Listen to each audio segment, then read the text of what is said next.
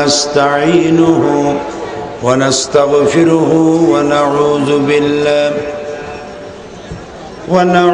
بالله من شرور أنفسنا ومن سيئات أعمالنا من يهد الله فلا مضل له ومن يضلل فلا هادي له ونشهد أن لا إله إلا الله وحده لا شريك له ونشهد أن سيدنا وحبيبنا ومولانا محمدا عبده ورسوله الذي أرسله بالحق بشيرا ونذيرا وداعيا إلى الله بإذنه وسراجا منيرا وقد قال الله تعالى في كلامه المجيد وفرقانه الحميد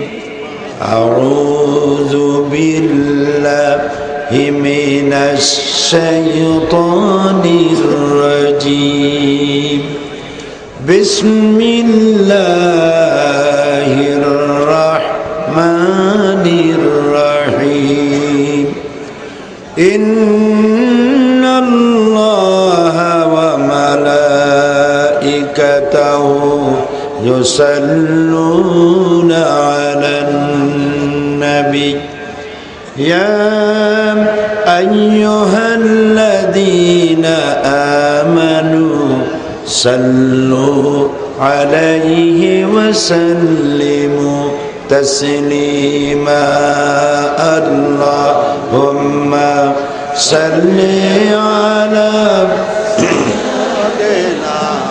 مولانا محمد وعلى آل سيدنا مولانا মুহাম্মদ।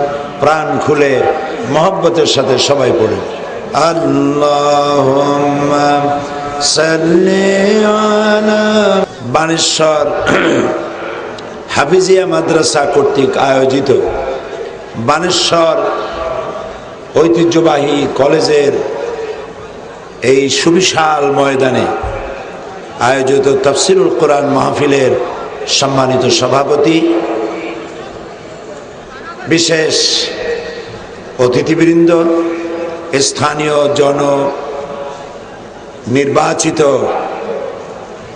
উপজেলা চেয়ারম্যানবৃন্দ, প্রাক্তন চেয়ারম্যান জনাব আব্দুল হামিদ সাহেব এবং রাজশাহী বিভাগের জননেতা, বিশিষ্ট ইসলামী চিন্তাবিদ, শিক্ষাবিদ জনাব আতাউর রহমান সাহেব এবং ঢাকা থেকে আগত যার বক্তব্য আমার আগে শুনেছেন হযরত মাওলানা খন্দকার মাহবুবুল হক সাহেব, উপস্থিত প্রিয় বানেশ্বরবাসী, সম্মানিত ভাইয়েরা, পর্দার আড়ালের মা এবং বোনেরা, সুপ্রিয় সাংবাদিক বৃন্দ, আসসালামু আলাইকুম ওয়া রাহমাতুল্লাহি ওয়া বারাকাতুহু।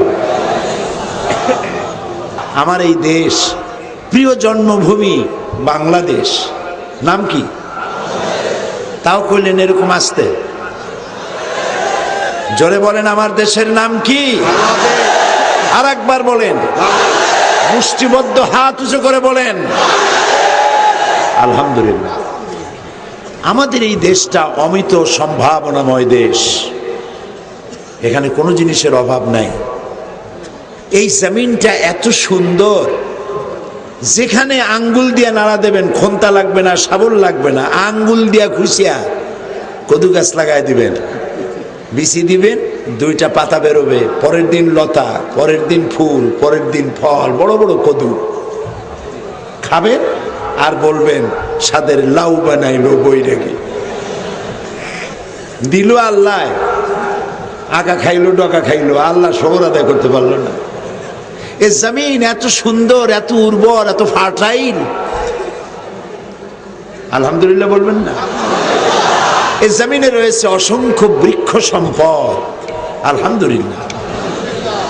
আমার এই জমিনের রয়েছে খাল, বিল, হাওর, নদী, নালা, আর তাতে রয়েছে মৎস্য সম্পদ। এ মাটির নিচে রয়েছে অফুরন্ত গ্যাস সম্পদ।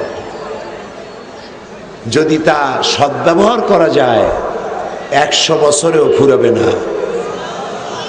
আরো রয়েছে এশিয়া মহাদেশের শ্রেষ্ঠ উন্নত মানের কয়লার খনি, দিনাজপুর বড়পুকুরিয়া কয়লার খনি।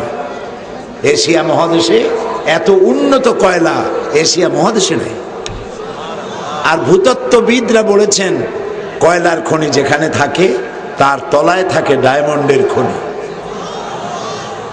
আমাদের উপরে শকুনের নজর এমনে এমনে পড়ে নাই।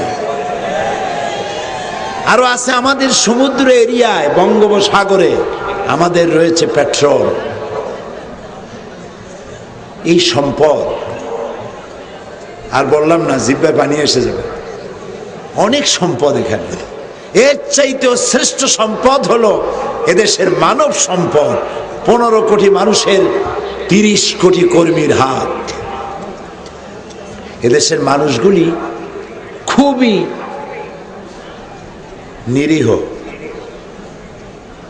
ধর্মপ্রাণ, পরিশ্রমী, অল্পে তুষ্ট।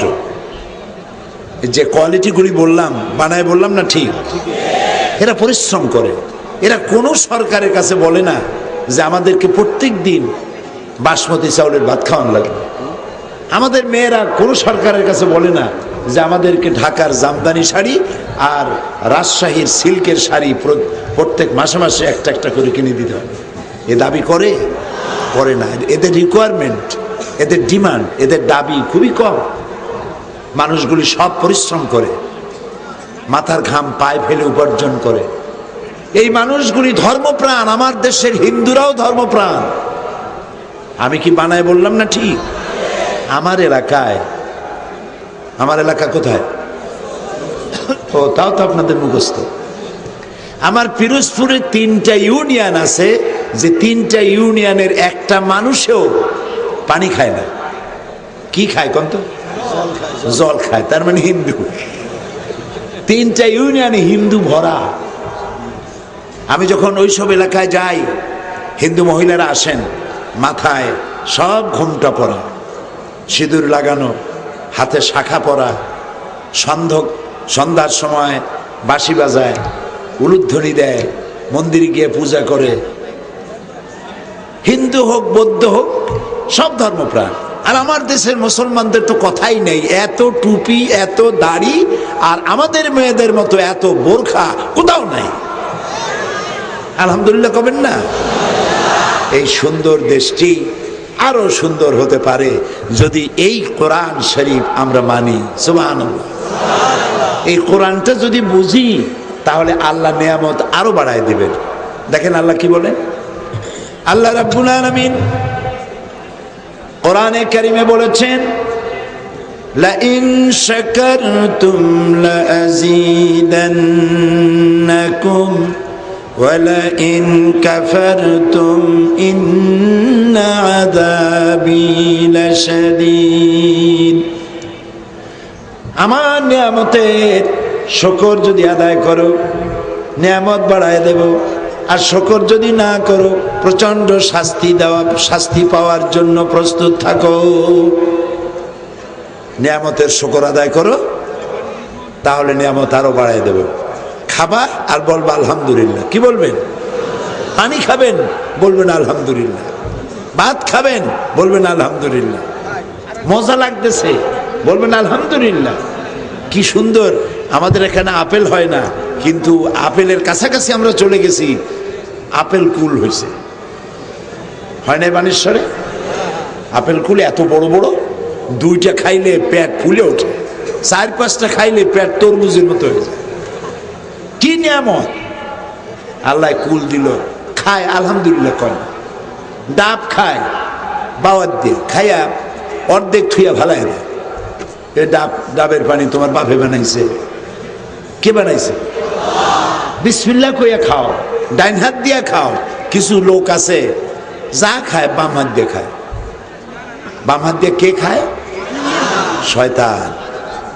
রাসূলুল্লাহ বলেছেন লা তাকুলুশ শিমাল, লা তাকুলুশ শিমাল, বাম হাত দিয়ে কিচ্ছু খাবে না, কারণ বাম হাত দিয়ে খায় শয়তানে। চা খায়, পানি খায়, এটা একটা স্টাইল। বাম হাত দিয়ে খায়, সিগারেটে বাম হাত দিয়ে ধরে টান দিয়া উপরে ফু দিয়া তাকায় দেখে যায় কদ্দুর। কপাল পোড়া। কি পোড়া? কপাল পোড়া। আপনি যত শুকর আদায় করবেন আল্লাহ বাড়াই দিবেন। সুবহানাল্লাহ। এই জমিনে আগে কি ফসল দিত? আমাদের বাপ দাদার আমলে আশ্বিন কার্তিক মাসে না খাইয়া মানুষ মরতো জন্মের মরা। সেই তুলনায় এখন লোক কম না বেশি?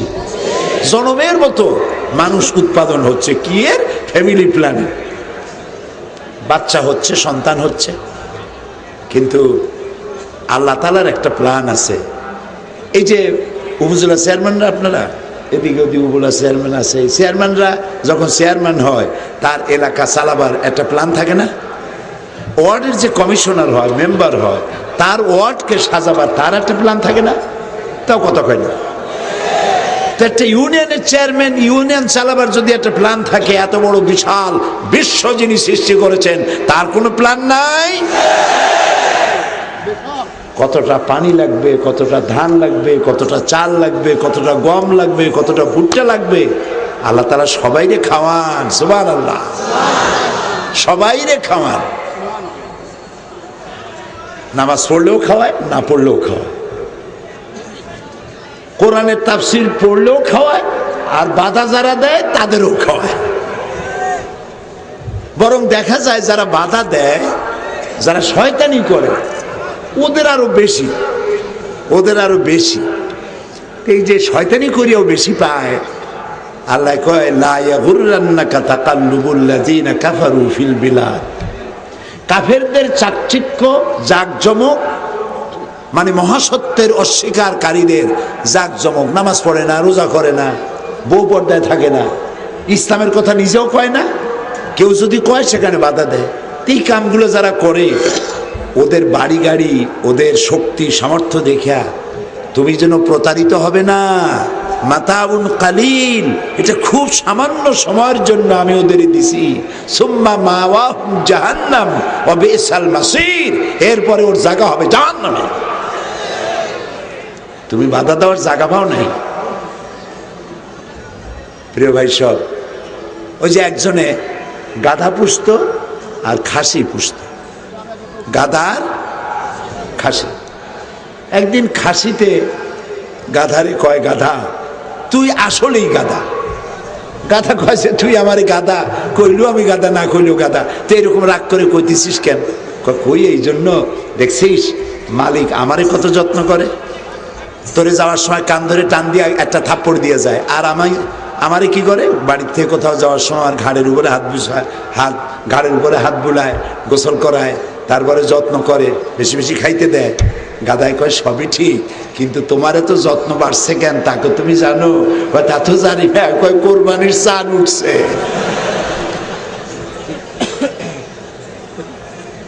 তো আল্লাহ রাব্বুল আলামিনের শুকরগুজার যারা হবে, আল্লাহ নিয়ামত বাড়াই দিবেন। সুবহানাল্লাহ। প্রশংসা করব কার? আল্লাহ তাআলা। সকল প্রশংসা আমার আল্লাহ। গাছের রাজশাহী আমের দেশ, আমের এলাকা, প্রচুর আম আল্লাহ তাআলা দেন, খুব মিষ্টি আম, কত প্রকারের আম, তার মধ্যে আছে আবার ন্যাংরা। এই আমটা এত মজার, কিন্তু নামটা ন্যাংরা যে কেন হইল আমি বুঝলামই না। এত ভালো ভালো মিষ্টি আম এখানে দিচ্ছেন। এখন প্রশংসা করবেন কি গাছের? কার প্রশংসা? আল্লাহ তাআলা। সুবহানাল্লাহ। যিনি দিছেন তার প্রশংসা করেন। মাছে মজা লাগতেছে, গোশতে মজা লাগতেছে, প্রশংসা করবেন কার? আল্লাহ রাব্বুল আলামিন। তো আল্লাহ রাব্বুল আলামিনের সব থেকে বড় প্রশংসা করবেন এই জন্য যে তিনি আমাদের জীবন চলার পথের একটা গাইড বুক দিয়েছেন, যার নাম কোরআন মাজিদ। নাম কি? কোরআন মাজিদ, কোরআনুল কারীম। এটি আল্লাহ তাআলার শ্রেষ্ঠ নিয়ামত। এর চাইতে বড় নিয়ামত আর কিছু নাই। সুবহানাল্লাহ বলবেন না? মুশকিল হচ্ছে কোরআন আমরা বুঝি না, কোরআন আমরা বুঝি না, তেলাওয়াতও জানে না, এত ভুল করে। হাদিস শরীফে আছে যে ব্যক্তি কোরআন, কোন কোন কারি আছে কোরআন তেলাওয়াত করে আর কোরআন তারে লানত করে, কারণ কোরআনের উচ্চারণ জানে না, পড়তে জানে না। এর নাম হচ্ছে কোরআন। এর নাম কি বলেন? কোরআন। কোরআন মানে কি?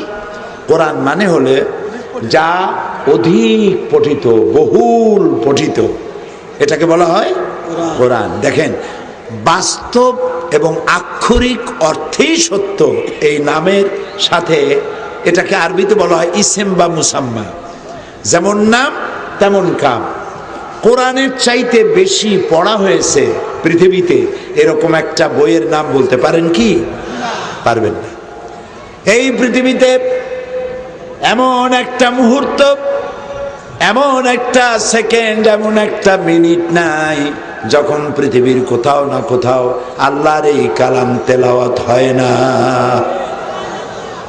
বলতে পারেন রাত 1টার সময় তো আমরা ঘুমিয়ে যাই, তখন কেটা কোরআন শরীফ পড়ে? আরে ভাই, আপনার যখন রাত 1টা, আমেরিকা তখন দিনের 1টা, তারা তখন জোহরের নামাজ পড়ে। আপনার যখন ফজর, আর একজনের মাগরিব। আপনার যখন জোহর, আর একজনের এশা। কাজে পৃথিবীর এই গ্লোবাল টাইমের যে বিবর্তন, এই পরিবর্তনের কারণে পৃথিবীর ভিতরে এমন একটা সেকেন্ড নাই, মুহূর্ত নাই যখন আল্লাহর কোরআন তেলাওয়াত কোথাও না কোথাও তেলাওয়াত হয় না। সুবহানাল্লাহ বলবেন না? এর থেকে বেশি পড়া হয়েছে এমন বই, এমন কিতাব পৃথিবীতে নাই। সর্বত্র তেলাওয়াত হয়, দিনেও পড়ে, রাতেও পড়ে, বুঝেও পড়ে, না বুঝেও পড়ে। সুবহানাল্লাহ। এর আরেক নাম হচ্ছে কিতাব। আরেক নাম কি? কোরআনের নাম কোরআন, কোরআনের নামে ফুরকান, কোরআনের নাম হুদা, কোরআনের নাম শিফা, কোরআনের নাম নূর, কোরআনের নাম তানজিল, অনেক নাম আছে। একটি বললাম কোরআন, আরেক নাম হলো কিতাব। আরেক নাম কি? কিতাব। কিতাব কি? কিতাব কাকে বলে? কিতাব যা লেখা হয়, লিখিত, প্রিন্টেড, যা ছাপা হয়, যা লেখা হয়। কোরআনের চাইতে বেশি ছাপা হয়েছে, লেখা হয়েছে এইরকম আরেকখানা বইয়ের নাম বলেন তো? নাই। পৃথিবীর সব থেকে বেশি ছাপা হয়েছে যে কিতাব, তার নাম বলেন কোরআন মাজিদ। শুধু কোরআন বলবেন না, হয় বলবেন কোরআন মাজিদ, না হয় বলবেন কোরআনুল কারীম। সুবহানাল্লাহ বলেন। 80-এর দশকে, না 90-এর দশকে আমাকে সৌদি আরবের বাদশাহ মালিক ফাহাদ বিন আব্দুল আজিজ আমাকে রাষ্ট্রীয় মেহমান করে নিয়েছিলেন হজ করাবার জন্য। তা আমি সেখানে মদিনা মুনাওয়ারায় যখন আমাকে নেওয়া হলো, সেখানে আমাকে দেখার জন্য অন্যান্য আরো মেহমান ছিলেন, সবাইকে, রাষ্ট্রীয় মেহমানদেরকে ফাহাদ প্রিন্টিং প্রেস দেখার জন্য নেওয়া হলো। হ্যাঁ, এই কোরআন শরীফটাও, এই কোরআন মাজিদও সেই প্রেসের ছাপা। মুজাম্মা মালিক ফাহাদ, ফাহাদ প্রিন্টিং প্রেস। পৃথিবীতে এর থেকে বড় প্রেস আর নাই। পৃথিবীর সর্বশ্রেষ্ঠ প্রেস হলো ফাহাদ প্রিন্টিং প্রেস, মদিনা আল মুনাওয়ারা। সেটা দেখতে গেলাম। কি দেখলাম সেটা শুনে আমাদের নিয়ে যাওয়া হলো। দেখলাম বিশাল এরিয়া নিয়ে প্রেস, কাগজের রোল, বিশাল বিশাল রোল পড়ে আছে, কাগজ বেরিয়ে আসতেছে, মেশিনে ঢুকতেছে, প্রিন্টিং হচ্ছে। কি প্রিন্টিং হচ্ছে? কোরআন, কোরআন কারীম প্রিন্টিং হচ্ছে। এখানে ছাপা হচ্ছে, ওখানে কাটিং হচ্ছে, ওখানে বাইন্ডিং হচ্ছে, ওখানে বক্সে ঢুকতেছে, ওখান থেকে ট্রাকে উঠছে, ট্রাক থেকে প্লেনে উঠতেছে। প্রতি ঘন্টায় 900 কোরআন শরীফ প্রিন্টিং হচ্ছে, প্রতি ঘন্টায়। এবং 30টি ভাষায় ট্রান্সলেট হচ্ছে, 30টি ভাষায় তর্জমা হচ্ছে, এক্সপ্লানেশন হচ্ছে, ট্রান্সলেট হচ্ছে, অরিজিনাল কোরআন ছাপা হচ্ছে। এবং প্রতি ঘন্টায় 900 কপি ছাপা হইয়া crore crore copy free of cost পৃথিবীতে ছড়িয়ে দিচ্ছেন মালিক ফাহাদ। সুবহানাল্লাহ। বাদশা ফাহাদ আজ আর বেঁচে নাই। আমরা দোয়া করব আল্লাহ রাব্বুল আলামিন যেন বাদশা ফাহাদকে জান্নাতুল ফেরদাউসের মেহমান বানায় নেন। এটা হলো সেই কিতাব, যেই কিতাব সব থেকে বেশি পড়া হয়েছে, সব থেকে বেশি লেখা হয়েছে। সারা দুনিয়ায় ছড়িয়ে গেছে কিতাব। এই কিতাব যদি আমরা বুঝতে পারতাম, আমাদের তকদিরটা ভালো হয়ে যেত। আমরা কোরআন বুঝি নাই। কোরআন যখন নাজিল হয়, হযরতে নবী করিম সাল্লাল্লাহু আলাইহি ওয়াসাল্লাম কোরআনে কারীম তেলাওয়াত করার জন্য জিহবা বারবার নাড়াচাড়া করতেন, মুখস্থ করার জন্য চেষ্টা করতেন। আল্লাহ রাব্বুল আলামিন এই দৃশ্য দেখে বললেন, লা তুহাররিক বিহি লিসানাকা লিতা'জালা বিহি। ও নবী, কোরআন মুখস্থ করার জন্য এত দ্রুত জিহবা সঞ্চালন করার কোনো প্রয়োজন নাই। আমার জিবরাইল একবার যখন কোরআন তেলাওয়াত করে আপনার সামনে, আপনি কোরআন তার সাথে সাথে উচ্চারণ করবেন।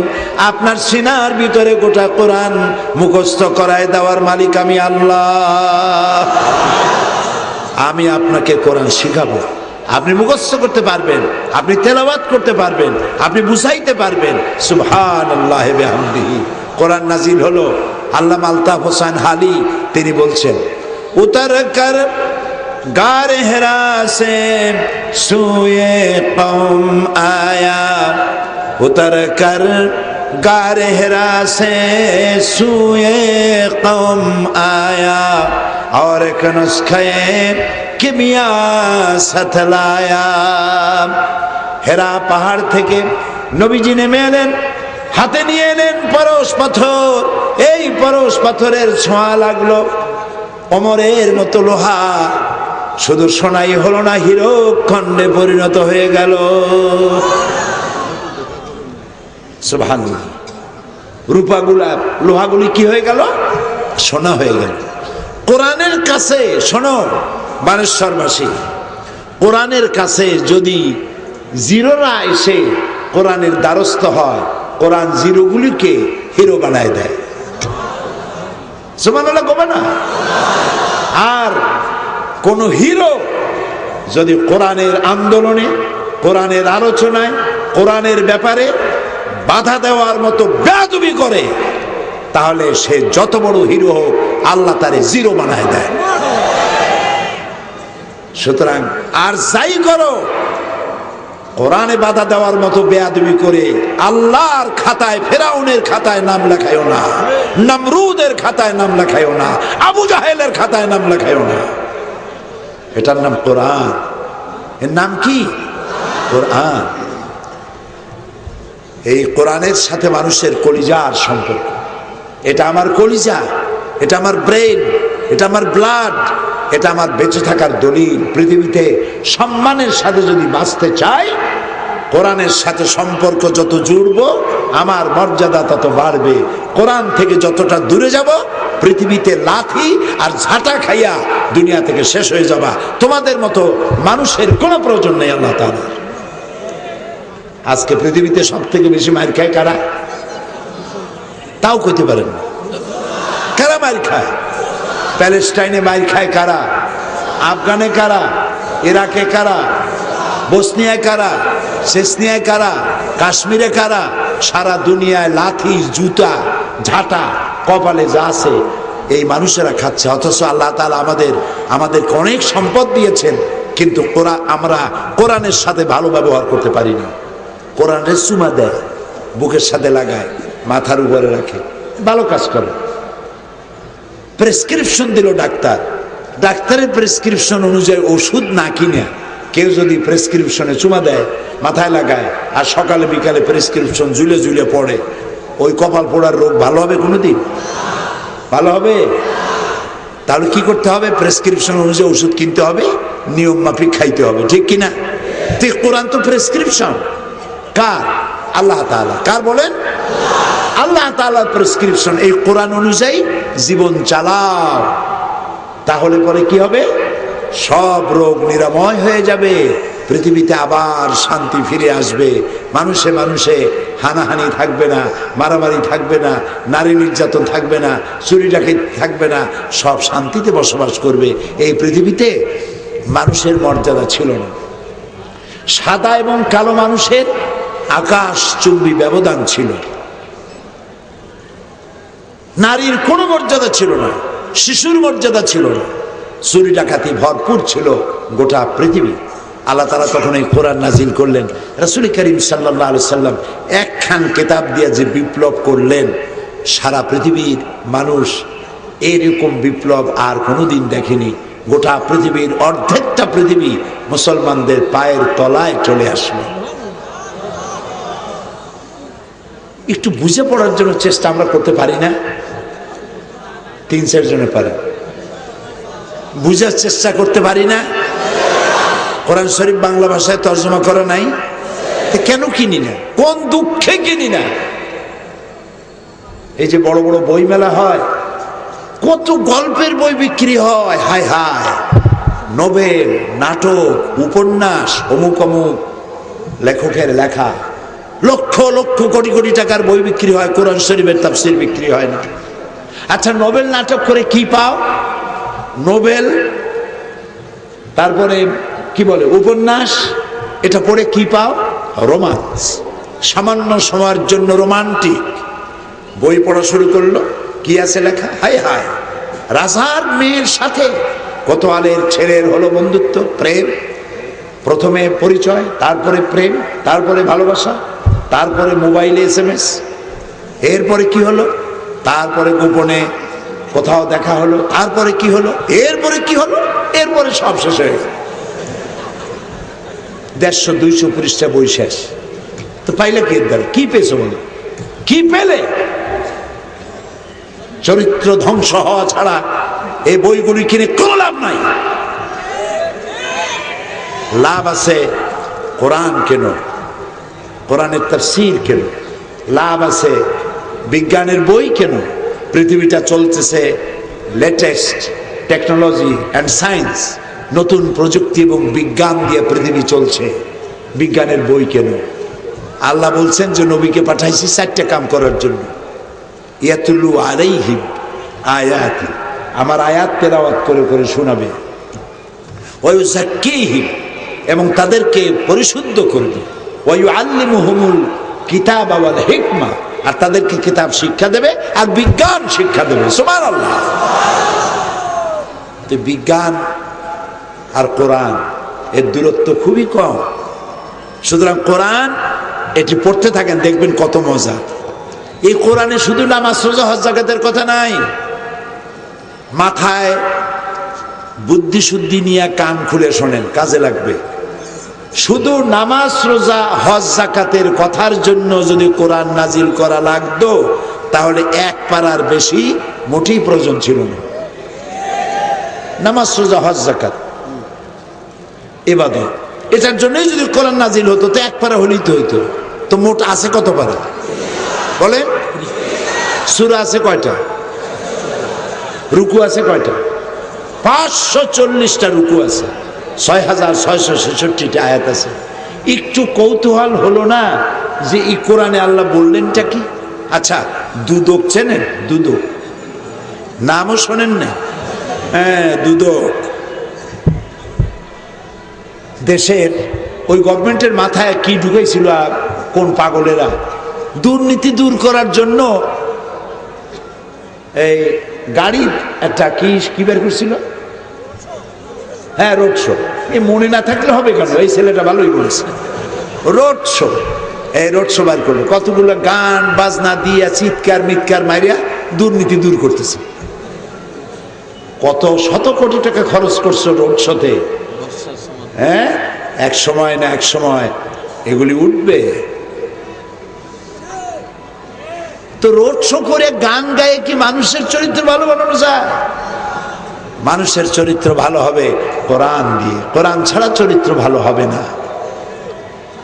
তো এই কোরআন দিয়ে নবী করিম সাল্লাল্লাহু আলাইহি ওয়াসাল্লাম এই কোরআনে কি আছে সেটা আমাদের জানা দরকার। ওই যে বললাম দুদক আপনারা চেনেন, কালকে যদি দুদক থেকে ইংরেজিতে একটা চিঠি আসে আপনার কাছে, অথবা কোর্ট থেকে, পুলিশের সদর দপ্তর থেকে একটা চিঠি আসছে আপনার নামে ইংরেজিতে, এই চিঠিটা পাইলে পরে আপনি ইংরেজি জানেন না, এই চিঠিটা পাওয়ার পর আপনার পেরেশানি কমবে না বাড়বে?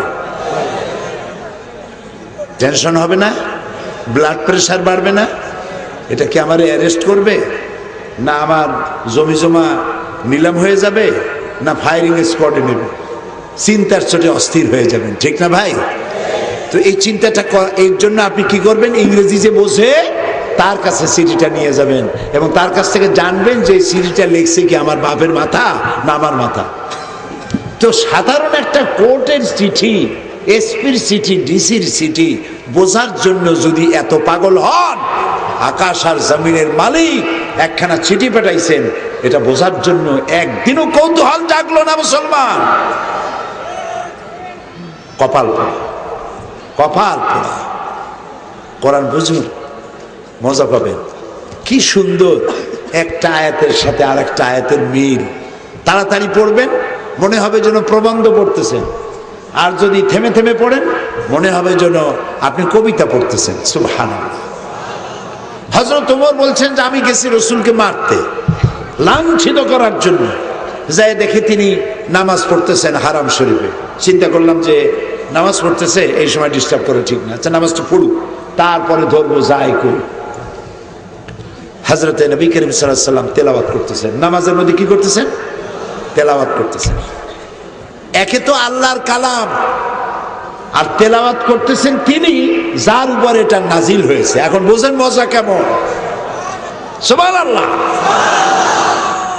এমনি কাবা শরীফে শেখ আব্দুর রহমান আস-সুদাইস, সৌদ আশ-শুরাইম যখন তেলাওয়াত করে মানুষ কান্দা পাগল হয়ে যায় হারাম শরীফে, মনে হয় আকাশ থেকে কোরআন নাজিল হচ্ছে। হযরত ওমর তেলাওয়াত শুনে ক্ষণিকের জন্য আবেগে বিহ্বল হয়ে গেলেন। কি শুনতেছি এটা? রাসূল তো কোন স্কুলে পড়েন নাই, কলেজে পড়েন নাই, মাদ্রাসায় পড়েন নাই, এটা কি শুনাইতেছেন? মনে হয় জেনে রাতে ওনাকে শিখায় যায়। হযরত ওমর যখন মনে মনে ভাবলেন জেন রাসূলকে শিখায়, মুহাম্মদ সাল্লাল্লাহু আলাইহি সাল্লামকে শিখায়,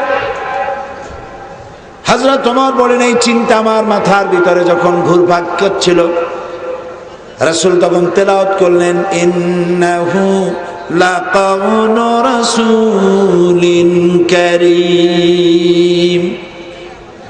এটি হচ্ছে এক মহা বার্তা বাহকের বর্ণনা, এটা কোনো জেনের কথা নয়।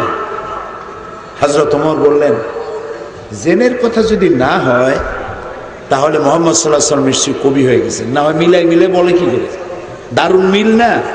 আর রহমান আল্লামাল কোরআন, খালাকাল ইনসান, আল্লামাহুল বায়ান, কি মিল! প্রত্যেক আয়াতে আয়াতে মিল, নিশ্চয়ই কবি হইছে, তা না হলে মিলাই মিলে বলে কি করে?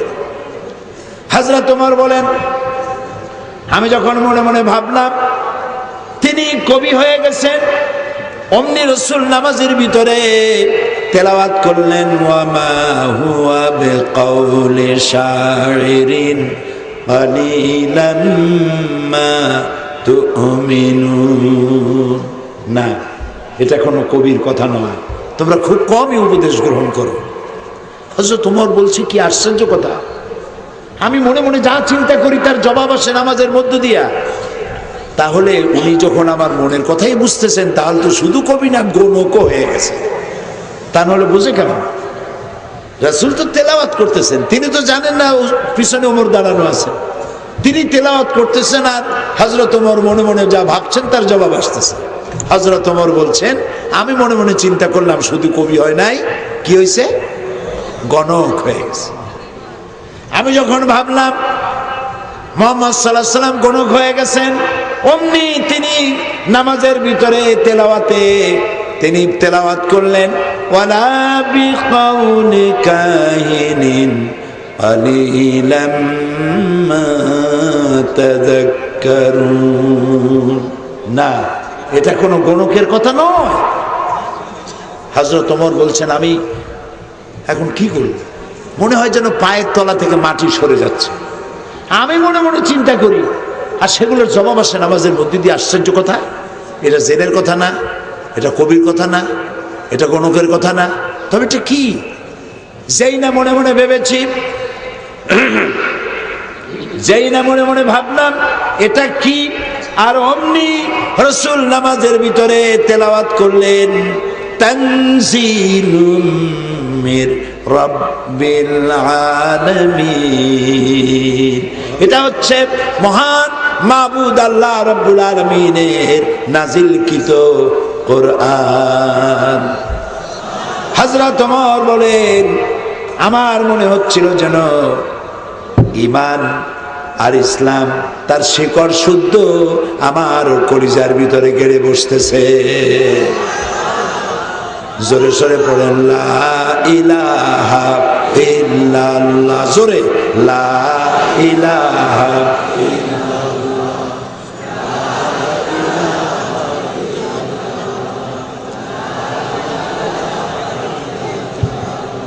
লা ইলাহা ইল্লাল্লাহু মুহাম্মাদুর রাসূলুল্লাহ। সুবহানাল্লাহ, বলেন না সুবহানাল্লাহ। এই কোরআন রাসূল পড়ছেন, মুহাম্মদ সাল্লাল্লাহু আলাইহি সাল্লামকে লোকেরা তখনও চেনে না, তিনি যে নবী লোকেরা জানে না। এখন আল্লাহর পরিকল্পনা আছে, পরিচিত করবেন। এলো হজের মৌসুম, নবী করিম সাল্লাল্লাহু আলাইহি সাল্লাম কাবা শরীফের পাশে বসে তেলাওয়াত করতেছে, আর চতুর্দিক থেকে বিভিন্ন দেশ থেকে লোকেরা আসছে, তারা বিভিন্ন জায়গায় তাঁবু গেড়েছে। এখন আবু জাহেল দেখলো যে মুহাম্মদ সাল্লাল্লাহু আলাইহি সাল্লামের কে যদি এরা দেখে আর যদি তেলাওয়াতটা শোনে, তাহলে তো আমার দলের লোক সব ওই দিক চলে যাবে, সর্বনাশ হয়ে যাবে। সে তখন বলল, প্রত্যেক তাঁবুতে দেখেন যে আল্লাহর পরিকল্পনা দেখেন, মুহাম্মদ সাল্লাল্লাহু আলাইহি সাল্লামের নাম শত্রু দিয়ে প্রচার করাচ্ছেন। সুবহানাল্লাহ। আবু জাহেল প্রত্যেক তাঁবুতে তাঁবুতে গেছে, যাই বলতেছে, ভাই তোমরা কোন দেশ থেকে আসছো? অমুক দেশ থেকে। আচ্ছা ভাই, আমাদের দেশে একটা পাগল হয়েছে, একজন পাগল, তারে জেনে ধরছে। ওই যে লোকটা দেখা যায়, এই লোকটার কাছেও যাবে না, কি বলে তা শুনবাও না। লোকটার নাম মুহাম্মদ সাল্লাল্লাহু আলাইহি সাল্লাম। বলেন নাউজুবিল্লাহ। এখন নাম জানা ছিল না, তাঁবুতে তাঁবুতে লোকেরা জানলো, আর বলল কি লোকটার কাছেও যাবে না, আর কি বলে তা শুনবাও না। এখন প্রচার হয়ে গেছে না জনমের মতো। লোকেরা মনে করলো এই মক্কার নেতারা বলতেছে লোকটা পাগল, কি বলে তা শোনা যাবে না, তার চেয়ে একটু পাগলটা দেখে আসি। পাগল দেখার একটা কৌতূহল আছে না মানুষের, দেখি না মক্কার পাগলটা কেমন। তবে যা বলে তা শুনবো না, কানের মধ্যে আঙ্গুল দিয়া শুনতে গেছে, কি বলে লোকটা কেমন একটু দেখে আসে। যখন কাছে গেছে, চেহারার উপরে যখন চোখ পড়ছে, তখন চোখ ডলতেছে যে মানুষ হয় এত সুন্দর। আমরাও তো পাগল দেখেছি, আমার দেশে পাগল আছে, দাঁতে ময়লা, মাথার চুল উস্কু খুস্কু, নিচের বোতাম উপরে লাগানো। পাগল হয় এত সুন্দর মানুষ? না, এই মানুষ পাগল হতে পারে না। কি সুন্দর, ফুল হার মেনে যাবে। পৃথিবীতে এমন কোন শিল্পী নাই যার তুলি দিয়ে আর রং দিয়ে এরকম সুরত আঁকাতে পারে। কারণ রাসূলকে সাজায়া তৈরি করেছেন কে? মহাশিল্পী আল্লাহ রাব্বুল আলামিন। হযরত আয়েশা আমাদের কি হয়? তাও কইলেন মেয়ে, আর কথা হইল। হযরত আয়েশা আমাদের কি হয়? হযরত আয়েশা রাদিয়াল্লাহু তাআলা আনহা বলেন, যেই সব মেয়ে লোকেরা ইউসুফ আলাইহিস সালামকে দেখে তার রূপের মোহে পড়ে নিজেদের অজান্তে নিজেদের হাত কেটে ফেলে দিয়েছিল, ওরা যদি আল্লাহ রসুলকে দেখতো, হাত কাটতে কাটতে কলিজা কেটে ফেলে দিত, টের পাইতো না। সুবহানাল্লাহ, কি সুন্দর। হাদিসে রসুলের চেহারার বর্ণনা আসছে, ভুরু দুটো ছিল চুলে ভরা, প্রশস্ত ললাট, কালো মোচ, ঠোঁট মোবারক ছিল গোলাপের পাপড়ির মতো, দাঁত মোবারক ছিল মুক্তার মতো, দাড়ি ছিল আবক্ষ বিলম্বিত শ্বশ্রু বিমণ্ডিত, দুটি চোখ টানা, সাদা অংশ নীলাভ এবং কালো অংশ একেবারেই কালো। এই মোচ, কালো মোচ, নিচে কালো দাড়ি আর গোলাপের পাপড়ির মতো সুন্দর ঠোঁট। এর মধ্য দিয়ে যখন তিনি মুস্কি হাসতেন, তখন মনে হতো যেন মেঘের মধ্য থেকে বিদ্যুৎ চমকে গিয়েছে। হযরত আনাস রাদিয়াল্লাহু তাআলা আনহু বলেন, আমি নবী করিম সাল্লাল্লাহু আলাইহি সাল্লামকে আমার বাড়িতে দাওয়াত দিয়ে নিয়েছিলাম। ওটা ছিল পূর্ণিমার রাত। আমার মা রাসূলকে খাওয়াইয়া বিদায় করলেন। রাসূলুল্লাহ উঠানে দাঁড়ানো, পূর্ণিমার রাত ছিল। রাসূলের গায়ে একটা লাল চাদর পরা ছিল। আমার মাকে দেখলাম একবার পূর্ণিমার চাঁদের দিকে তাকান, আর একবার রাসূলের চেহারার দিকে তাকান।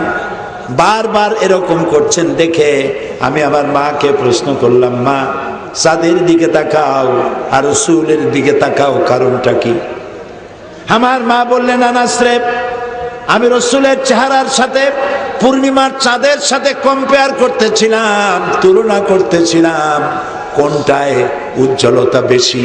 আমার কাছে মনে হলো রাসূলের চেহারার সামনে পূর্ণিমার চাঁদ হার মেনে গেছে। পূর্ণিমার চাঁদটা শরম পেয়ে গেছে রাসূলের চেহারা দেখে।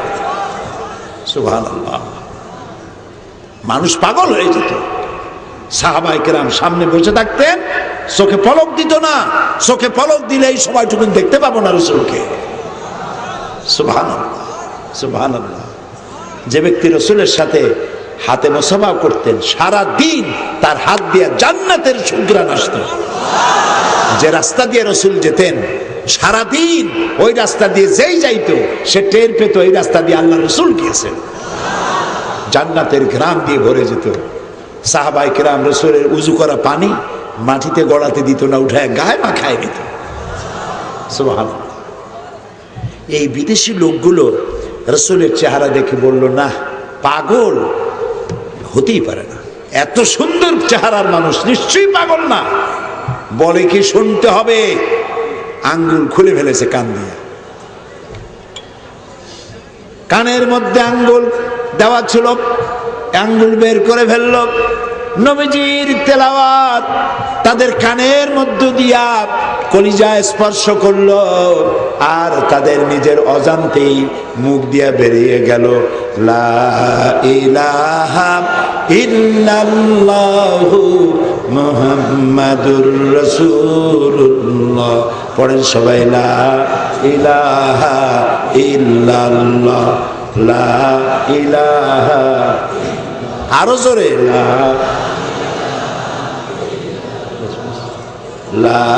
ইলাহা,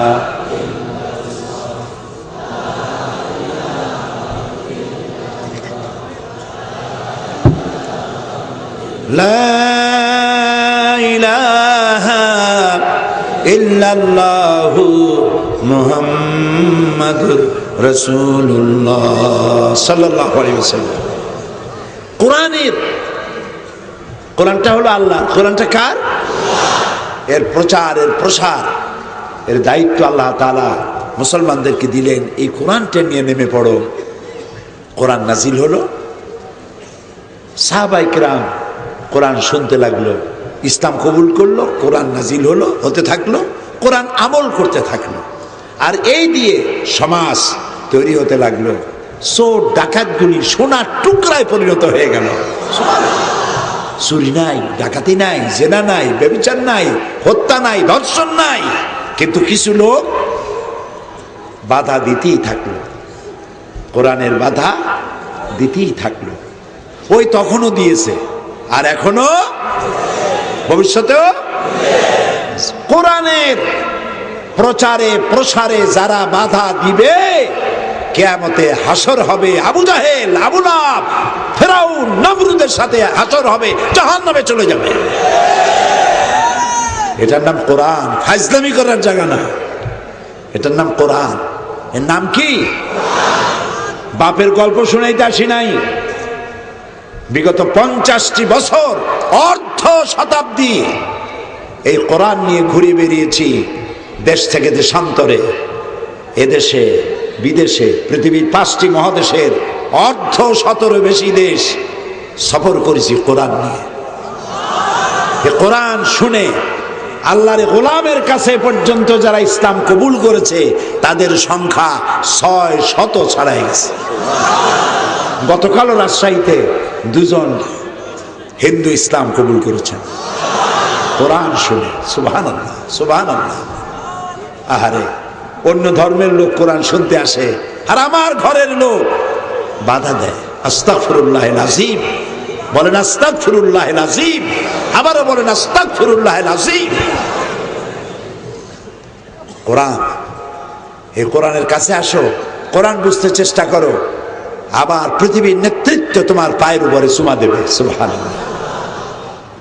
सबक पढ़ पढ़ फिर सदाकत का, अदालत का, शुजात का, लिया जाएगा काम तुझसे दुनिया की इमामत का।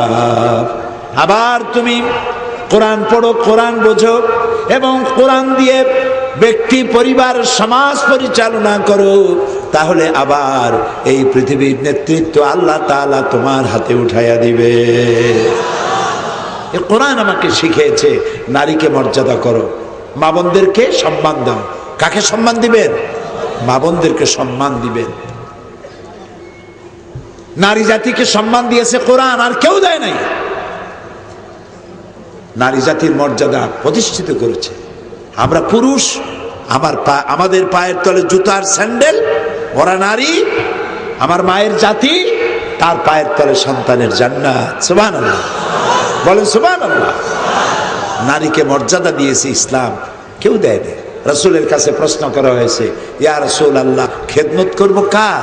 হুজুর কয়, তোমার মায়ের। তারপরে কার? তোমার মায়ের। তারপরে কার? তোমার মায়ের। তারপরে কার? তোমার পিতার। তো বাপের চাইতে মর্যাদা কয় গুণ বেশি? কয় গুণ?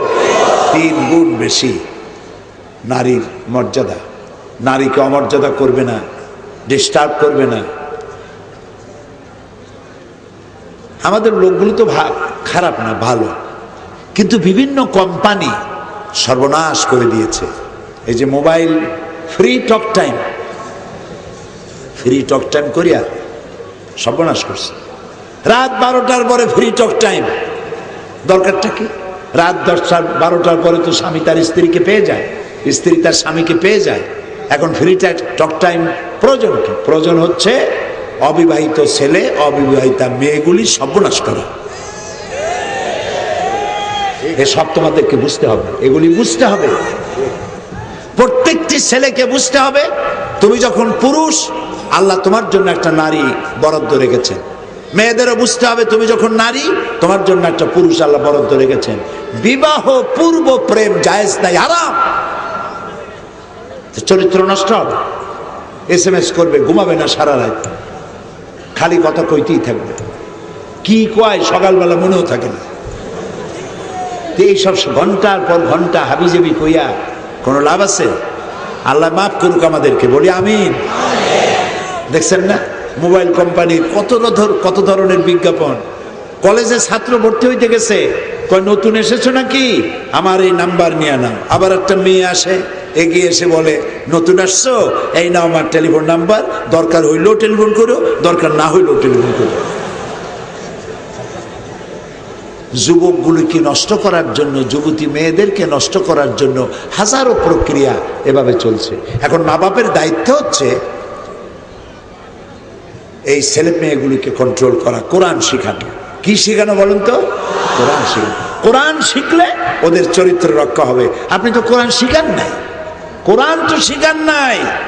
ছেলেকে কলেজে পড়াইছেন, বিশ্ববিদ্যালয়ে পড়াইছেন, এখন মরার সময় হয়েছে, মাদ্রাসা থেকে, হেফজখানা থেকে ছাত্র নিয়ে আসছেন কোরআন শরীফ পড়ার জন্য। লাভটা কি হইল? জানাজা পড়তেছে নোয়াখালীর হুজুর, পাবনার হুজুর, রাজশাহীর হুজুর। আপনার ছেলে তো জানাজার ইমামতি করতে পারলো না। বাপের লাশ সামনে নিয়ে, ছেলে যদি আলেম হয় আর মা বাপের লাশ সামনে নিয়ে জানাজার পড়ার জন্য যখন আল্লাহু আকবার বলে, ছেলের কলিজা তখন ফেটে যেতে থাকে, আমার মায়ের জনমের মতো বিদায় করে দিলাম, আর তো দেখা হবে না। ওর চোখ দিয়ে পানি পড়বে, ঠিক না? চোখ দিয়ে পানি পড়বে। জানাজাও পড়াইতে পারলো না। জানাজা পড়াবে কি? ও তো জানাজার দোয়াও জানে না। জানে দোয়া? জানাজার দোয়া শেখে নেই। এখানে যত লোক বসা আছে, জানাজার দোয়া কয়জনে জানেন? আল্লাহই জানে। তা এখন ছেলেটারে কোরআন শিখান নাই, আপনি মরে গেছেন, ছেলের মা মরছে, বাবা মরছে, এখন ও জানাজা জানে না। জানাজা তো ভালো, উঁচু করতেও জানে না, দাঁড়ায় দাঁড়ায় পেশাব করে প্যান্ডারে নষ্ট করছে, দইও নেই।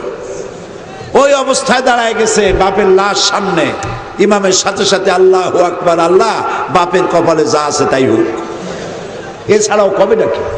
ওরে শিখাইছেন কিছু? আপনি কিছু শিখার নাই, আপনি দায়ী, আপনি দায়ী হয়ে যাবেন। সন্তানকে কোরআন শিখান না, অথচ আল্লাহ রসুল বলেছেন মুমূর্ষ ব্যক্তির কাছে বসে কেউ যদি সূরা ইয়াসিন পড়ে, মুমূর্ষ ব্যক্তির মৃত্যুর আযাবকে আল্লাহ রাব্বুল আলামিন কমাইয়া দিবে। কত ভালো হইতো যদি সন্তানকে শিখাতেন। ওরা পাশে বসে কানবে আর চিল্লাবে, আর রুহুটা চলে যাবে, রুহের উপর আযাব হবে। কেউ মারা গেলে তার সন্তানের আশেপাশে কেউ যদি চিল্লায় কান্দে, বিলাপ করে, রুহের উপর আযাব হবে। আপনি বলবেন রুহের উপর আযাব হবে কেন? ওই লোকটার দোষটা কি? তার দোষটা হলো এই বুঝাই যায় নাই কেন যে আমি বললে চিল্লায় কানবে না। চিল্লায় কান্নার অর্থ হলো আপনি আল্লাহর সিদ্ধান্তের বিরুদ্ধে বিদ্রোহ করছেন। এই লোকটাকে আল্লাহ নিয়ে গেছে, জানটা নিয়ে গেছে কে?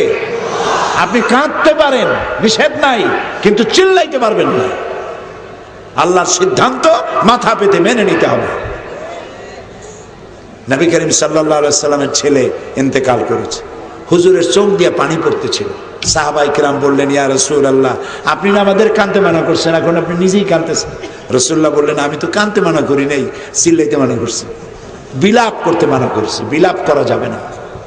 তো সন্তানকে এগুলো শিখান নাই, আপনার আযাব আরো বাড়বে। এখন আরেকটা চিন্তা করেন, লোকটা মারা গেল, কবরে থোয়া হয়েছে, দোয়া করার জন্য কুলখানি করে আর চল্লিশা করে। এই যে কুলখানি আর চল্লিশা বানেশ্বরে আছে নাই? কোন হাদিসে পাইছেন? কত দেখি আমাদের, কোথায় পাইলেন কুলখানি করা লাগবে, চল্লিশা করা লাগবে? হাদিসের কোনো নির্দেশ নাই, কোনো অনুমতি নাই। বরং দোয়া করবেন, দোয়া করবেন। রাসূলুল্লাহ বলেছেন মৃত্যু ব্যক্তির জন্য দোয়ার চাইতে উত্তম হাদিয়া আর কিছুই নাই। সেটা প্রত্যেকদিন করবেন, 3 দিনের মাথা আর 40 দিনের মাথা করতে হবে। আমি তো ওই জিনিস করবই না যা হাদিসে নাই। যেখানে আল্লাহর অনুমোদন নাই, যেখানে রাসূলের অনুমোদন নাই, আমি তা মানি না, মানি না, মানি না। এটার নাম হচ্ছে ইবাদত। এটার নাম কি? ইবাদত। আপনি দোয়া করবেন, দোয়া করার জন্য তাও একজন হুজুর আরেক জায়গায় দিয়ে নিয়ে আসছেন। আহারে পোড়া কপাল। ধরেন আমারই যদি বলেন যে হুজুর আমার মা মারা গেছে, আপনি একটু কান্দে কান্দে মোনাজাত করুন। আমি মোনাজাত করতে পারবো, দোয়াও করতে পারবো, কিন্তু আমি কি কাঁদতে পারবো? মা মরছে আপনার, আমি কাঁদবো কোন দুঃখে? কান্না তো আসবে না। কাজেই ছেলে যদি আলেম হয়, কোরআন জানে, হাফেজ হয়, সে হাত তুলবে, কিছু বলার আগেই চোখ দিয়ে পানি দর দর করে পড়বে। আরে আমার মায়েরে হারাইছি, আমার বাপকে হারাইছি। কি মা, কি যত্ন করে সন্তানকে লালন করে। আহারে কত বড় ভুল আমরা করলাম, সন্তানগুলিরে কত লেখাপড়া শিখাইছি কিন্তু কোরআন শিখাই নাই। বানেশ্বর হেফজখানা হাফেজ আলহাজ হাফেজ রুহুল কুদ্দুস এই হেফজখানা করেছে, আপনারা তাকে সহযোগিতা করেছেন। হাফেজের মর্তবা কত! কিয়ামতের দিন আল্লাহ তাআলা, রাসূল বলেছেন কিয়ামতের দিন আল্লাহ তাআলা জান্নাতি যারা হবে তাদের বলবেন তেলাওয়াত করো আর ওঠো, তেলাওয়াত করতে থাকো, উপরে উঠতে থাকো। জান্নাত তো আর একতলা না, 2 তলা 3 তলা 4 তলা মাল্টি স্টোর বিল্ডিং, বিশাল, অনেক বড়। কত বড় আপনি চিন্তাও করতে পারবেন না। আদনা দরজার একজন জান্নাতি যে জান্নাত পাবে তাই দুনিয়ার চাইতে অনেক বড়। এখন আপনি বলবেন যে এই দুনিয়ার চাইতে এত বড় আছে নাকি? আর থাকলো এই দিয়ে কর্মটা কি? এটা বোঝার জন্য একটা দৃষ্টান্ত দেই। মায়ের পেটে যে বাচ্চা আছে, ওই বাচ্চাটারে যদি মোবাইল করে বলা যাইতো যে তুমি যে জায়গাটায় আসো, আর কয়েকটা মাস পরে তুমি এমন একটা পৃথিবীতে আসবে যেটা 25,000 মাইল যেটার পরিধি, এরকম একটা পৃথিবীতে তুমি আসবে, ওই বাচ্চা বিশ্বাস করবে? ও বলবে যে এর চাইতে বড়, মায়ের পেটের চাইতে বড় জায়গা আছে নাকি? কুয়ার ব্যাঙের যদি কন যে বঙ্গোপসাগর আছে, কুয়ার ব্যাঙে গভীর এর থেকেও বড় সাগর আছে নাকি? এটি তো বড় সাগর, আমি যেখানে আছি। কুয়ার ব্যাঙে বুঝবে কি? কাজী মায়ের পেটের বাচ্চারে যেমন দুনিয়া বোঝানো যায় না, তোমারেও বেহেশত বোঝানো যাবে না। সুবহানাল্লাহ। এই বিশাল জান্নাত, এই বিশাল জান্নাত আল্লাহ তাআলা বলবেন তেলাওয়াত করো আর উঠতে থাকো। যেই জায়গাটায় গিয়ে তোমার তেলাওয়াত শেষ, জান্নাতের ওই জায়গাটা তোমার। সুবহানাল্লাহ। জান্নাতের ভেতরে আল্লাহ রাব্বুল আলামিন এই বিশাল নিয়ামত জান্নাতের জন্য রেখে দিয়েছেন। জান্নাতবাসীরা নিয়ামত ভোগ করবেন, যা চাইবে তাই আল্লাহ তাআলা জান্নাতে দিয়ে দিবেন। জিকির করেন সুবহানাল্লাহ ওয়ালহামদুলিল্লাহ লা ইলাহা ইল্লাল্লাহ। জোরে করেন সুবহানাল্লাহ ওয়ালহামদুলিল্লাহ লা ইলাহা ইলাই। এই যে কি বলে জেনারেটর, জি চালু করছি।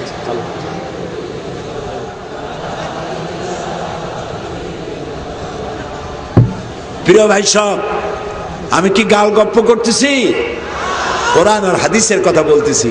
আমি অত্যন্ত খুশি হয়েছি, বানেশ্বরবাসী কি নীরবে তারা চুপ করে বসে থেকে আল্লাহর কোরআন শুনতেছে। সুবহানাল্লাহ করেন, আরো বলেন সুবহানাল্লাহ।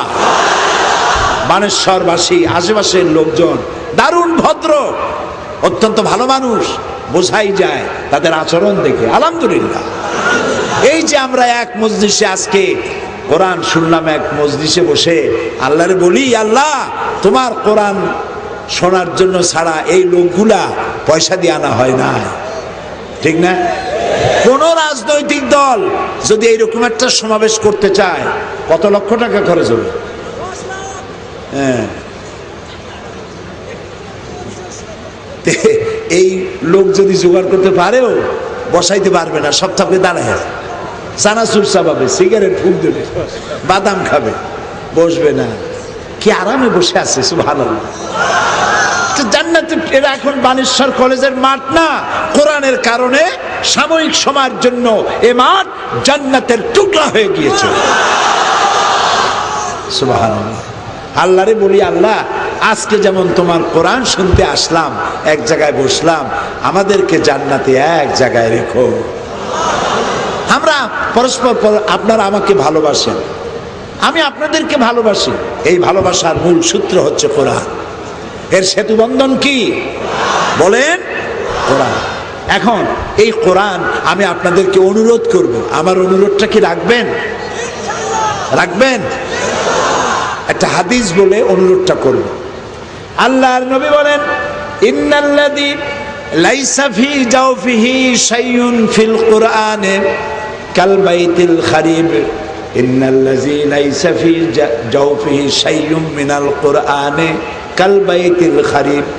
আল্লাহর নবী বলেন, যেই দেহের ভিতরে কোরআন নাই, সেই দেহটা সেটা একটা পোড়ো বাড়ির মতো, ছাড়া বাড়ির মতো, বিরান বাড়ির মতো। বিরান বাড়ি বোঝেন? যে বাড়িতে মানুষ থাকে না, ওই বাড়ির কি করে? ফাঁকা বাড়ি, বিরান বাড়ি। বিরান বাড়ি কি নাই? মানুষ নাই। আচ্ছা, মানুষ না থাকলে সেখানে থাকে কি? ভূতের বাড়ি। এ না না না, ভূত বলে কিছু না। এই বয়সেও যদি আপনি ভূতের ভয় করেন, দেখছেন এটা চেয়ারম্যান ছিল, এখনো ভূতের ভয় পায়। ভূত বলে কিছু নাই, ভূত নাই। আচ্ছা, যেখানে যে বাড়িতে মানুষ থাকে না, সেখানে থাকে জিন, সেখানে থাকে শয়তান, সেখানে থাকে ইঁদুর, সেখানে থাকে বাঁদর, সেখানে থাকে সাপ। আল্লাহ রাসূলের কথা এবার মিলায় নেন। যেই দেহের ভিতরে কোরআন নাই, সেই দেহটা বিরান বাড়ির মতো। বিরান বাড়িতে যা থাকে, কোরআন যে দেহে নাই, সে মানুষটার মধ্যে তাই থাকে। এখানেও শয়তান বাস করে। কোরআন নাই, শয়তান, শয়তান বাস করে। তাকে অহরহ ওয়াসওয়াসা দিয়ে মিসগাইডেড করে। কে মিসগাইডেড করে? শয়তান। এখন একটা অনুরোধ করব, আপনার আমার দেহের ভিতরে যেন শয়তান আমাকে এসে সর্বনাশ করতে না পারে, সেই জন্য বড় ওষুধ হচ্ছে কোরআন বুঝে পড়া। কোরআন বুঝে পড়া। কোরআনের বাংলা তর্জমা আছে না নাই? আছে বাংলাদেশে, আলহামদুলিল্লাহ। শুধু বাংলাদেশ নয়, পৃথিবীতে এমন কোন দেশ নাই, এমন কোন ভাষা নাই যে ভাষায় আল্লাহর কোরআনের তাফসীর হয় নাই, ট্রান্সলেশন হয় নাই। সুবহানাল্লাহ। আমি লন্ডনে বক্তৃতা করতেছিলাম, রাস্তার উপর, রাস্তা বন্ধ করে দিয়ে মাহফিল হচ্ছে লন্ডন। 1978 সাল, 1978। পুলিশ পাহারা দিচ্ছে, একটা 3 দিন মাহফিল ছিল আমার রাস্তার উপরে। পুলিশ একটা পেছনে পাহারা দিচ্ছে। এই পুলিশটা আমার জিজ্ঞেস করলো যে এই যে 3 দিন তুমি এখানে বক্তৃতা করলা, তুমি কি কও?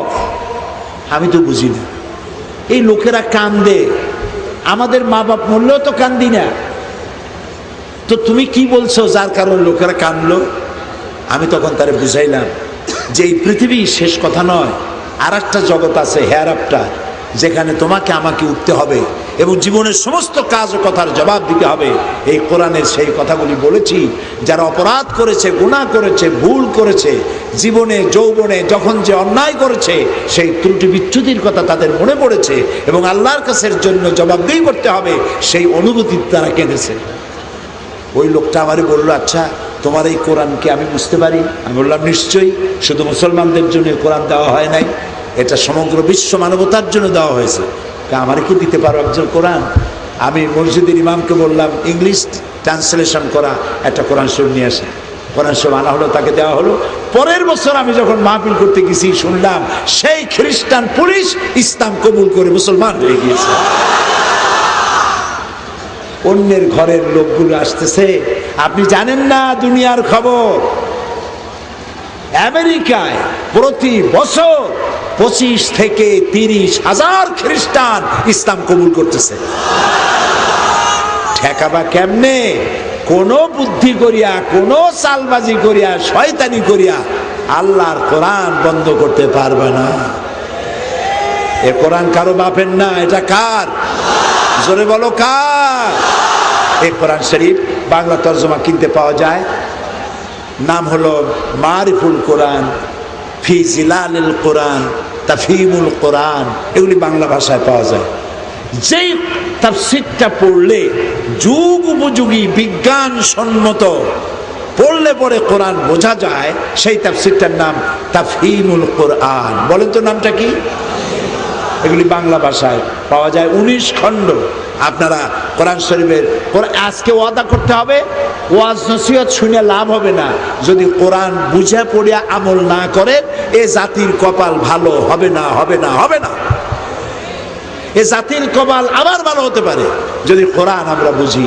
আপনারা কি আমাকে এই অনুরোধটা রাখবেন যে 1 খণ্ড 30 পারা একসাথে কিনতে পারবেন না, প্রায় 1300-1400 টাকা দাম, 1300-1400 টাকা দাম, 19 খণ্ড একসাথে পারবো না। 1 খণ্ড কিনি, 2 খণ্ড কিনি, 3 খণ্ড কিনি এবং সিদ্ধান্ত নেব যতদিন বেঁচে আছি সূরা ফাতিহা থেকে সূরা নাস পর্যন্ত বুঝা তেলাওয়াত করব। এই ব্যাপারে যারা আমার সাথে একমত তারা একটু হাত দেখান। আলহামদুলিল্লাহ, আলহামদুলিল্লাহ, আমি খুশি হয়ে গেলাম, আমার আল্লাহও খুশি হবে। হাত নামান, আলহামদুলিল্লাহ, বলি আলহামদুলিল্লাহ। এই গেল 1 নম্বর কথা। 2 নম্বরের কথা হচ্ছে যে আমরা কোরআন বুঝে পড়বো। 2 নম্বরের কথা হলো নামাজ। বহু মুসলমান নামাজ পড়ে না। ওয়াজ শোনার বহু লোক পাওয়া যায়, কিন্তু নামাজের লোক পাওয়া যায় না। এশার আজান হলে বহু লোক চলে যায়, জামাতে শামিল হয় না। নামাজ হলো আনুষ্ঠানিক ইবাদতের মধ্যে শ্রেষ্ঠ ইবাদতের নাম কি বলেন? নামাজ। এই নামাজ অনেকেই পড়ে না। মসজিদে আজান হয়, জামাতে যায় না, নামাজ পড়ে না। ইয়াদ রাখুন, মনে রাখবেন, মসজিদে আজান যদি শোনা যায় আর বাড়ি বসে নামাজ পড়ে মসজিদে যদি হাজির না হয় শরীয়তের ওজর ছাড়া, তাহলে আপনার নামাজ কবুল হবে না। 3 কারণে জামাত থেকে বিরত থাকতে পারেন। কয় কারণ? মুখস্থ করেন। একটা কারণ হলো যদি অতি বৃষ্টি হয়, ঝোড়ো হাওয়া, অতি বৃষ্টি, বেরোনো যায় না, জামাতে না যাইয়া পারবেন। 2 নম্বরে যদি আপনি অসুস্থ হন, জামাতে যাওয়ার মতো সুস্থতা নাই, আপনি বিরত থাকতে পারেন। তিন নম্বরে, মসজিদে যাতায়াত করলে প্রাণহানির আশঙ্কা আছে, তাহলে আপনি মসজিদে জামাতে যাওয়া বিরত থাকতে পারেন। এই তিন কারণ ছাড়া কোনো কারণ নাই যে কারণে কোনো পুরুষ মুসলমান মসজিদে জামাত থেকে বিরত থাকতে পারে। মনে থাকবে? দোকানপাট 10 মিনিটের জন্য বন্ধ রাখলে ক্ষতি কি? যখন জোহরের আজান হয়, এশার আজান হয়, মাগরিবের আজান হয়, যারা সৌদি আরব গেছেন, মক্কা শরীফে গেছেন, দেখছেন আজানের সাথে সাথে সমস্ত দোকানপাট বন্ধ হয়ে যায়। সুবহানাল্লাহ বলে। 5 লক্ষ রিয়ালের খরিদ্দার যদি থাকে, আপনার কাছে বিক্রি হবে না।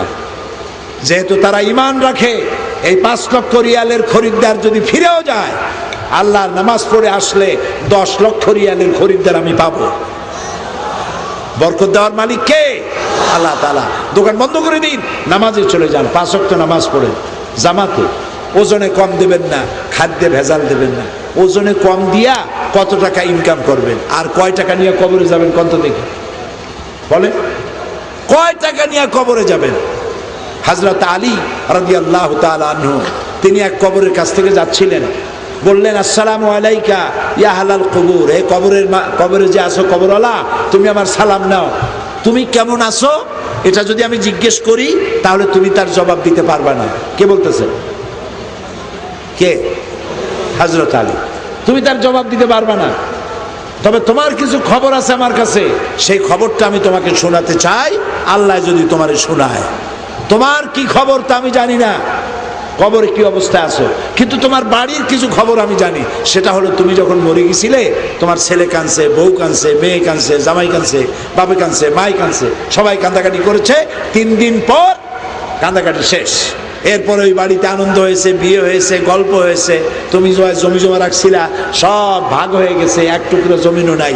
আরো খবর আছে, তোমার যে সুন্দরী বউটা রেখে গেছিলা, সেই স্ত্রীটা এখন আর ঘরে নাই, সে এখন অন্যের স্ত্রী হয়েছে। এই হলো পৃথিবী। না পড়া কার কাজ? বলেন জোরে। আর নামাজ পড়া হলো মুসলমানের কাজ। নামাজ পড়া কার কাজ? মুসলমানের কাজ। তাহলে জীবনে আর নামাজ ছাড়বো না, ঠিক আছে? ওয়াদা করবেন?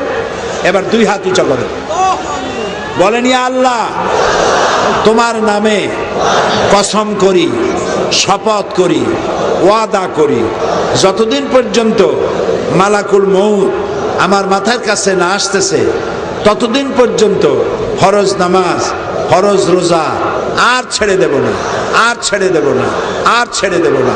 এবার চিল্লায় কোন, ইয়া আল্লাহ, আজকের আমার এই ওয়াদা আমার মৃত্যু পর্যন্ত আমাকে পালন করার তৌফিক দাও। আমিন, আমিন, ইয়া রাব্বাল আলামিন। আল্লাহ আমাদেরকে কবুল করুন, আমরা বলি আমিন। প্রিয় ভাই সব, এখন আমি মোনাজাত করব। আর মোনাজাতের আদব হলো বসা। যারা দাঁড়ায় আছেন সবাই বসবেন, কেউ দাঁড়াবেন না, একজনও না। মোনাজাতের কথা শুনে কেউ যদি হাঁটে, আল্লাহর খাতায়, ফেরেশতার খাতায়, বেয়াদবের খাতায় নাম লেখা হয়ে যাবে। বলেন নাউজুবিল্লাহ। মোনাজাত কার কাছে হয়? বলেন জোরে। যে দাঁড়ায় তারে বসায় দেন, বাকি দাঁড়ানো লোকেরা বসেন, মোনাজাত হবে। জোরে সোরে জিকির করেন, লা ইলাহা, লা ইলাহা।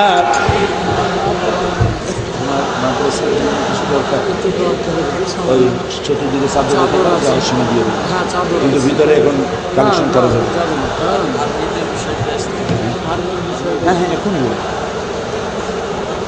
প্রিয় ভাই সব, আমরা এখন দোয়া করব। দেশের আজ থেকে 2 দিন আগে ঢাকায় পিলখানায় যে নারকীয় তাণ্ডব হয়ে গিয়েছে বিডিআর এবং আর্মির মধ্যে, গোটা জাতি আমরা শোকাহত, মর্মাহত, স্তম্ভিত, ঠিক কিনা বলেন? আমার জাতির বিরাট ক্ষতি হয়ে গেছে। সেনাবাহিনীর এত বড় বড় অফিসার কোন যুদ্ধেও মারা যায় না। যে ঘটনা ঘটল, দেশের মাননীয় প্রধানমন্ত্রী 3 দিনের শোক, জাতীয় শোক ঘোষণা করেছে। আজকে তার 2য় দিন, আগামীকালও শোক পালন করতে হবে। প্রত্যেক মসজিদে মসজিদে, আজকে শেষ, প্রত্যেক মসজিদে মসজিদে দোয়া হয়েছে, সারা দেশ ব্যাপী দোয়া হয়েছে। আমরা শোকাহত, আমাদের কলজায় আঘাত লাগছে, লাগে নাই? লাগে নাই? এ কাজটা কারা করেছে? সরকারের কাছে আমাদের দাবি থাকবে সুষ্ঠু নিরপেক্ষ তদন্তের মধ্য দিয়ে সেই শয়তানদেরকে বের করতে হবে। কারা আমাদের সেনাবাহিনীর অফিসার বের শেষ করে দিল? কারা আমাদের বর্ডার পাহারা দেয়, যে বিডিআর জীবনের ঝুঁকি নিয়ে যারা পাহারা দেয়, তাদেরকে এই সর্বনাশটা করলো? তাদেরকে বের করা প্রয়োজন। আমার দেশের সেনাবাহিনী আমাদের দেশের অহংকার, আমাদের দেশের গৌরব। আমাদের দেশের বিডিআর আমাদের দেশের গৌরব। আমার দেশের পুলিশ তারাও আমাদের গৌরব।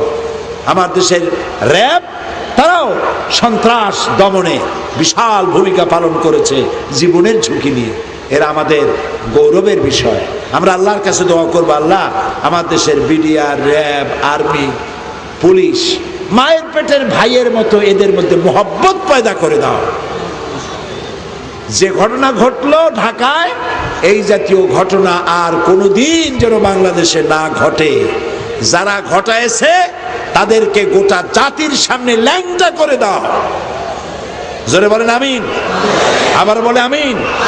আবার বলেন আমিন। আল্লাহ তাআলা দুষ্টদেরকে তুমি ধরায় দাও, দেশটা সুন্দরভাবে পরিচালিত করার পরিচালনার তৌফিক দান করে দাও। এরপরে তাদের জন্য আমরা দোয়া করব। আর আলহাজ হাফেজ রুহুল কুদ্দুস আপনাদের অত্যন্ত পরিচিত, হেফজখানা চালাচ্ছে, মাহফিল ইত্যাদি এখানকার লোকজন নিয়ে, সবাইকে নিয়ে বহু কষ্ট পরিশ্রম করেছে।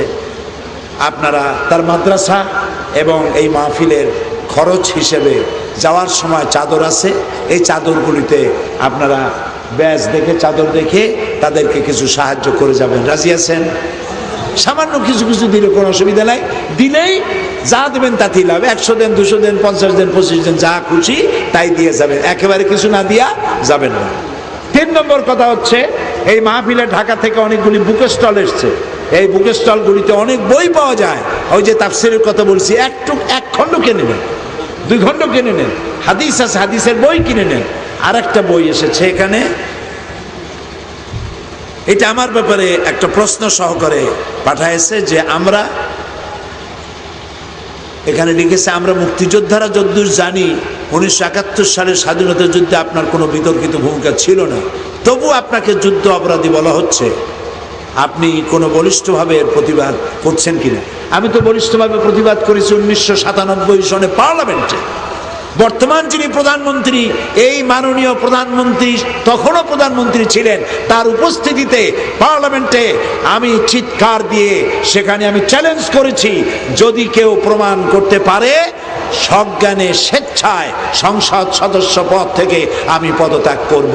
কারণ 1974 সন পর্যন্ত আমি বাংলাদেশের কোনো রাজনৈতিক দলের নেতা কর্মী ছিলাম না। 1971 সনের যুদ্ধের এক ফোঁটা কাদা সাইদির গায়ে লাগে নাই।